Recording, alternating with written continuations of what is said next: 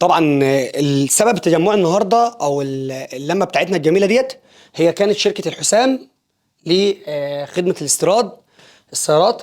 الباشمهندس حسام شجيطه، لانه هو كان داعم كبير جدا وسبب ان انا اكون مجمع اخواتنا وحبايبنا وان احنا نعمل المؤتمر الصحفي ده، فهو كان تحت رعايته النهارده. فتحياتي لشركه الحسام، الباشمهندس حسام شجيطه، على الدعم الكبير جدا المقدم من ياماتو.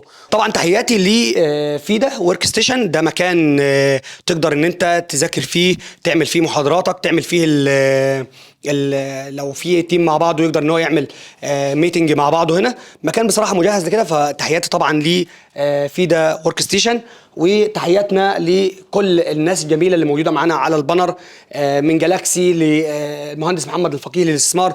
كل الناس ديت يا جماعه ممكن يكونوا دعموا بدعم بسيط جدا بس معنويا يعني كبير. فانا بشكر كل الناس دي من القلب. ان شاء الله نشوفكم في رحلات تانية، وانتظرونا على الطريق في رحله داخل محافظات مصر، وانتظرونا على الطريق لتغطيه كامله. تحياتي ليكم، وبشكر عجلتي المره الاخيره وبقول لها شكرا جدا ليكي، وان عشقي لدرايتي حقق حلم طفولتي، فخطيت الليل والنهار بين الجبال والاغوار، ورفعت اعلام بلادي على منصات الانتصار. فانت يا مصر واصنع غايتي، ورساله السلام في ذهابي وعودتي. شكرا من القلب. وطبعا بشكر والدي وحبيبي واخويا وصديقي الاستاذ علي الشيشيني على تشريفه لينا،